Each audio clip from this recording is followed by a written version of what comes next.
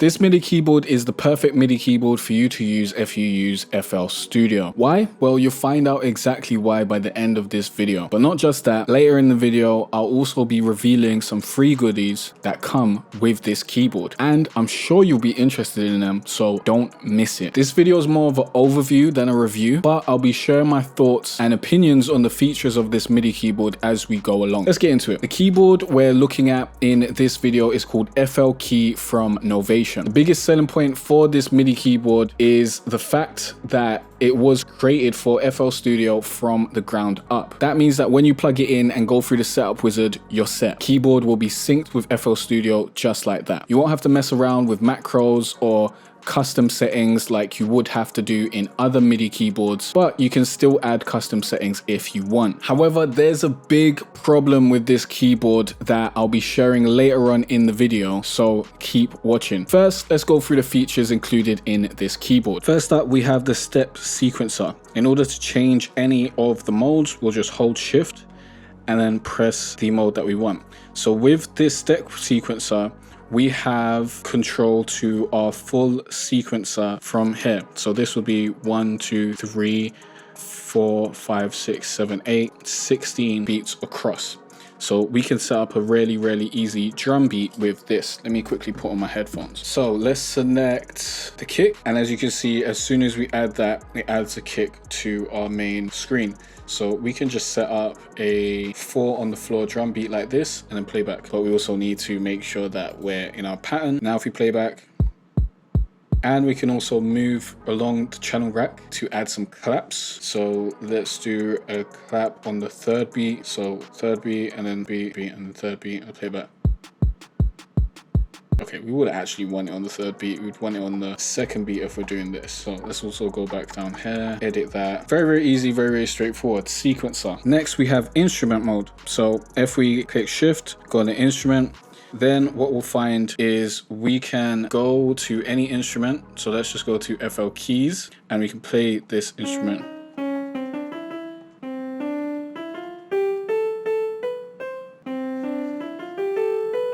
Just like that. Personally, I would never use this mode. It just doesn't make any sense for me. You got the keys here. What would be the point of using those? Just doesn't offer any utility to me personally. Next, we got our transport controls. We can play, stop, and record. So if you press play, it plays. Press play again, it stops. Hit record, it's gonna start recording. So as you can see, it does that. Next, we have scale lock, which allows us to lock the scale of our notes to one specific lock. Now it's in A minor. In order to change it to A minor, we hold down the scale and then we clicked the root note over here and then we clicked the minor over here. So these are the root notes. Pick any of these notes while holding down a scale, that will be the root note. And then you have to pick the mode over here, which goes from minor, major, Dorian, and Phrygian. So now if we hit something that's not in the scale of A minor, it will automatically be transposed to something that is in the scale of A minor. So as we know, in A minor, all the black notes aren't in there. So as you can see, when I'm hitting those aren't coming up on FL Studio as, for example, F sharp.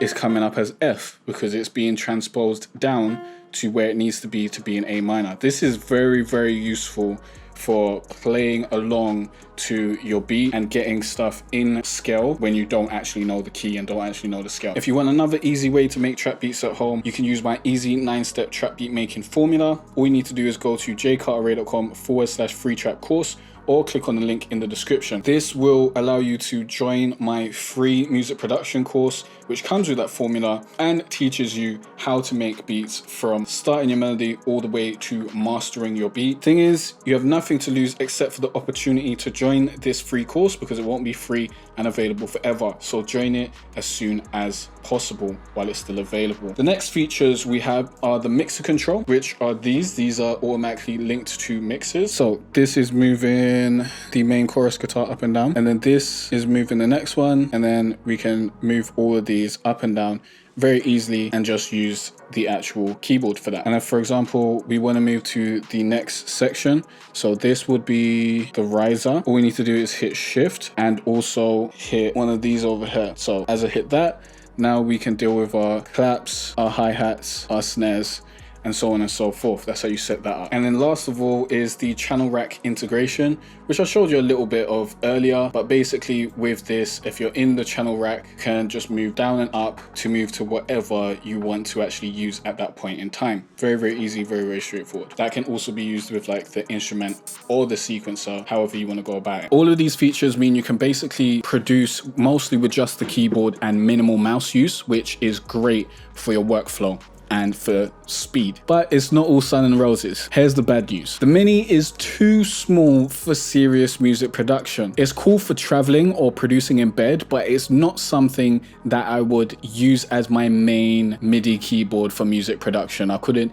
implement it into my main workflow, and that's why this isn't a full in-depth review, although it's quite in-depth to be fair. Now, the size may not bother you, but I've gotten so used to playing with my 88 key keyboard, which has full size keys, and my fingers are quite big as well. My hands are quite large. So playing on the Mini keyboard just feels too small to me now. The same as my other Mini keyboard that I have that I bought years ago. I don't use that either because it just feels too weird to not have the full length keys. It feels quite weird and limiting to use the small keys in my opinion. But this size is pretty standard when it comes to the smaller mini keyboards that you get. If you're going for a small mini MIDI keyboard that doesn't take up a lot of space, that you're able to be portable with, then this is generally what you're going to get. This size of keys, this size of keyboard. If you want to use this keyboard as your main production workflow, I highly suggest you get the 37 key version that comes with full size keys, and the 37 keys gives you 3 octaves, which is more than enough for music production. This Mini keyboard gives you 2 octaves, which is not more than enough for music production. It's the bare minimum. I like to have 4 octaves usually, but I find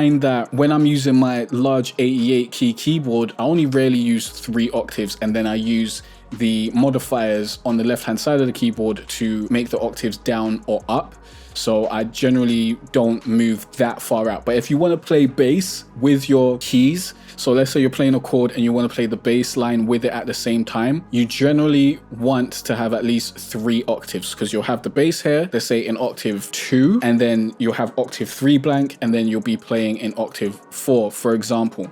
So that is going to be better than just having the 2 octaves. But as I said, my 88 keyboard, I only use 3 octaves, and that has about 7 octaves on it. So I think 7's a bit much. 4's like the perfect number because it's got 1 more than you'll ever need, and you'll feel like you can move around pretty well. 3 is the bare minimum. 2 is the real bare minimum. Like you can just get by on 2, but it's not going to be very comfortable most of the time. If you ever want to play more than 1 octave at the same time, you're generally going to want to have 3 octaves available on your keyboard. But as I said, as a keyboard for traveling and producing in bed, it's pretty much perfect. You don't really need more than that. You just need to be able to get notes out really. But that's not all. Both versions of FL Key come with a bunch of free goodies, and here's what you get. FL Studio Producer Edition, you get a 6-month free trial of that. That is big, that is huge. And you get a bunch of VSTs.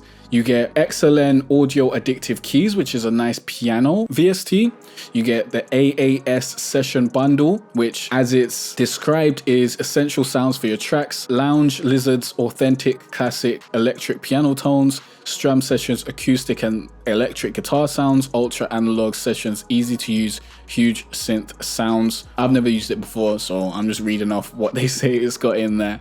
But sounds like a variety of different sounds in it. Spitfire Audio Labs Expressive Strings. I've seen that being used in multiple videos by other people.